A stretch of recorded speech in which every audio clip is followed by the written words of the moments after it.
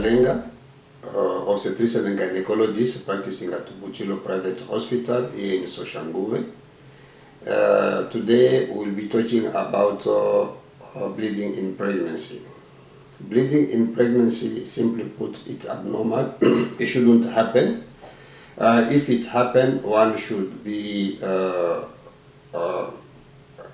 compelled to investigate and find out why is the person bleeding. For the purpose of this talk, we'll divide the bleeding into two big groups, meaning bleeding when the fetus is not yet viable, and the bleeding after the fetus is viable.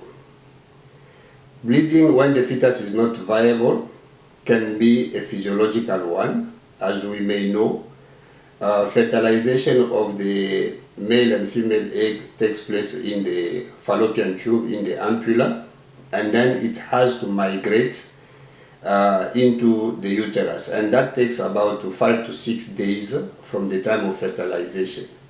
Now, in the process of that migration, it may happen that the fertilized egg gets stuck in the fallopian tube for various reasons, and then that would become an ectopic pregnancy.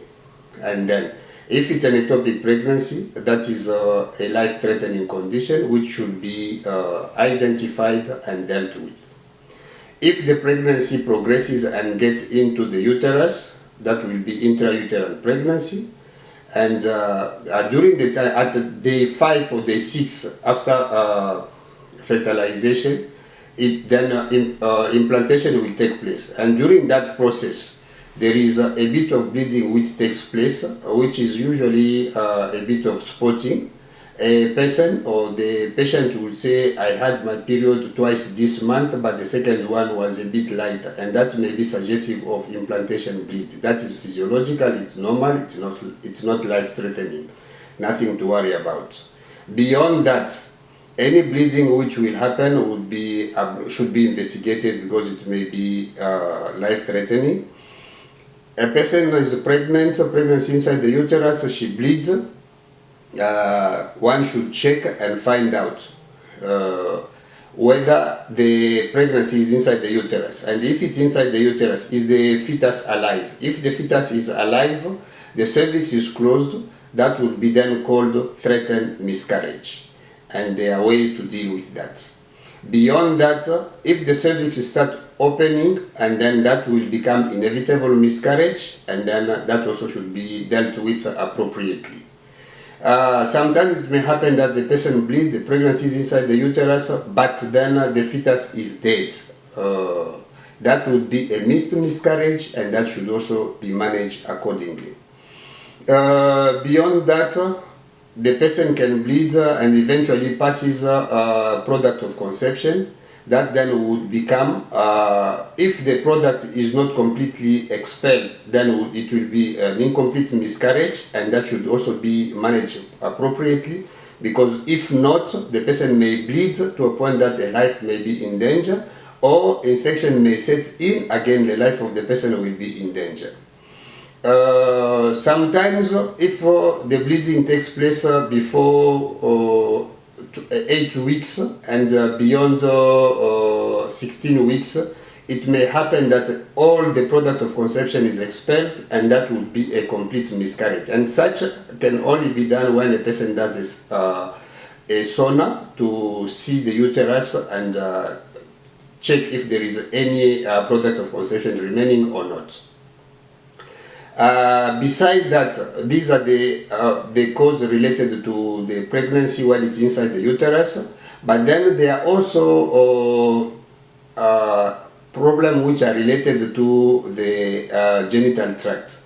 One should be able to pass a speculum and inspect the genital tract if there is any lesion, if there is any discharge, and those may also be a cause of bleeding in pregnancy. When the pregnancy has reached viability, then one should, viability like here in South Africa, we take it from 24 weeks. 24 weeks and above, that will be if the product of conception is expelled, or the fetus is expelled, that will be considered as a delivery. Below that, it will be considered as a miscarriage. Now, after 24 weeks, those often may become life-threatening. There are two big groups of bleeding in pregnancy at that level, which are mainly placenta-related. It may happen that the normally implanted placenta separates before the baby is delivered, and that is called abruptio placenta. That is life-threatening, and it should be handled properly according to the type of abruptio placenta which a person is having. If the person is bleeding and is beyond 24 weeks, the placenta is well situated, and then the person is bleeding, then we should exclude two, like in this case when the placenta is well, it's situated in the fundus, not in the lower segment, and the uterus will be hardy wood. The person will be bleeding with clot, usually it's darker blood with clot, and that will be suggestive of abruptio placenta. That would be life-threatening. Abruptio placenta can be classified into three big groups. We have grade 1, which is a concealed abruptio. Usually that one is a retrospective for diagnosis. It's when you deliver and then you find that there is a retroplacental clot. For ovate abruptio, where we have bleeding per vagina, that would be now a grade 2. A person is bleeding, the fetus is alive, then that would be grade 2. In such a case, then a delivery would be appropriate immediately in order to save the fetus. Grade 3, it would be bleeding and the fetus is dead. In such a case, then it's also divided into two groups. We have grade 3A and grade 3B. Grade 3A, the fetus is dead and there is no coagulopathy. 3B, there is coagulopathy. And now, once the fetus is dead, the focus shifts to a point where we have now to first stabilize, resuscitate the mother, stabilize so that we can now deliver the fetus.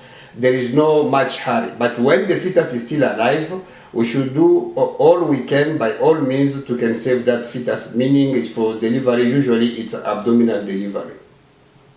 For the second group of placenta-related bleeding, it will be placenta previa.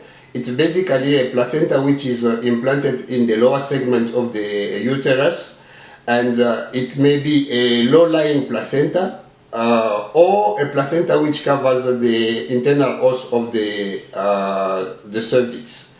And that is not often life-threatening unless the patient is neglected, then the fetus, the life may be in danger and that of the mother may be in danger.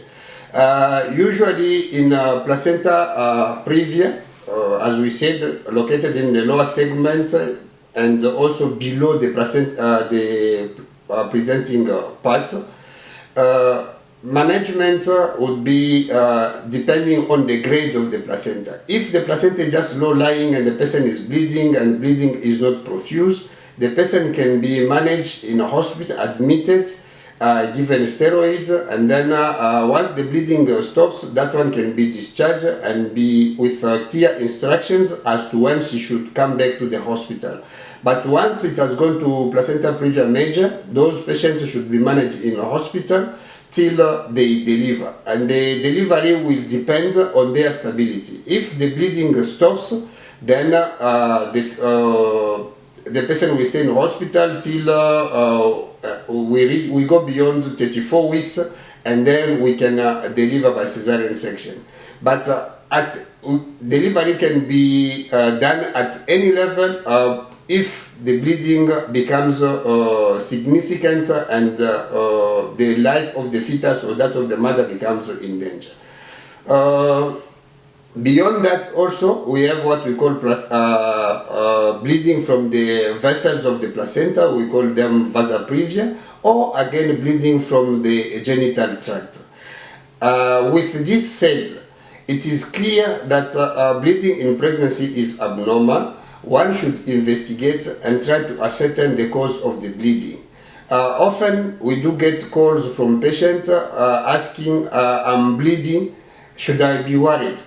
It will be difficult for a person who's on the other end of the line to tell you, no, don't worry, it's okay, or be worried. Till you are checked and try to figure out why are you bleeding, then that question can be answered.